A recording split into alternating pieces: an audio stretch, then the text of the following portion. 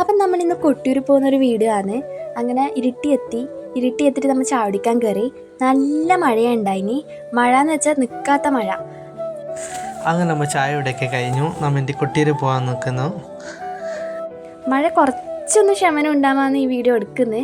അധികം വീഡിയോ എടുക്കാൻ പറ്റിയിട്ടാന്ന് വെച്ചാൽ ഫോണൊക്കെ ബാഗിലുണ്ടായിനി. പോകുന്ന വഴിക്കാൻ നല്ല ബ്ലോക്ക് ഉണ്ടായിരുന്നു. അത് പോയത് സൺഡേ ആയിരുന്നു. അതുകൊണ്ട് ബ്ലോക്കിൻ്റെ കാര്യത്തിൽ ഒരു രക്ഷയുണ്ടായില്ല. അമ്മാതിരി ബ്ലോക്കായിട്ടുണ്ടായിരുന്നു. എൻ്റെ അമ്മ അതുവഴി ബ്ലോക്കിലെല്ലാം കൂടി ഇതിലെ കൂടി എടുത്ത് പോയി അമ്മ കൊട്ടിയൂരെത്തി. അങ്ങനെ കോട്ടയൊക്കെ ഊരിയിട്ട് നമ്മൾ അമ്പലത്തിലേക്ക് കയറാൻ പോകുന്നത്. അക്കരെ ക്ഷേത്രത്തിലേക്കാണ് ആദ്യം പോയത്. അങ്ങനെ അവിടെ കയറുമ്പം തന്നെ എന്താ പറയുക, ജനക്കൂട്ടം കൂടുതലായിരുന്നു. ആൾക്കാരാണെങ്കിൽ ഉന്തലും തള്ളലും ഒന്നും പറയണ്ട, ഭയങ്കര തിരക്കുണ്ട്.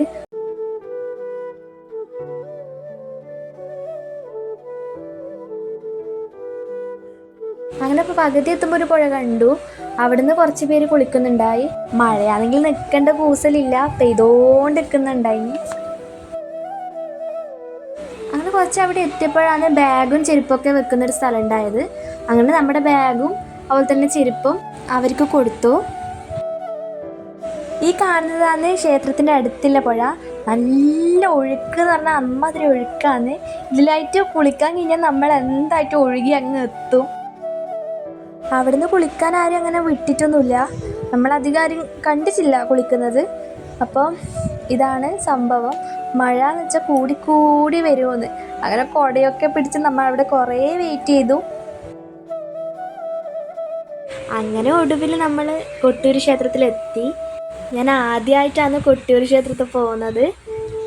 കൊട്ടിയൂർ ക്ഷേത്രം എന്ന് പറയുന്നത് കാടിൻ്റെ നടുവിലൊരു അമ്പലം.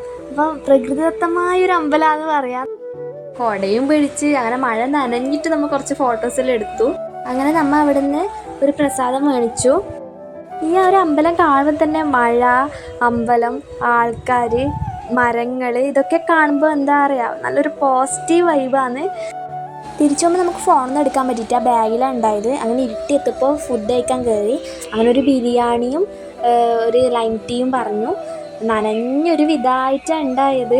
ആകെ ഫുൾ നനഞ്ഞിട്ടുണ്ടായിരുന്നു. കോട്ട ഇട്ടാലും കുറച്ചൊക്കെ നനഞ്ഞിട്ടുണ്ടായിനി. എന്ന് വെച്ചാൽ കനത്ത മഴയുണ്ടായേ.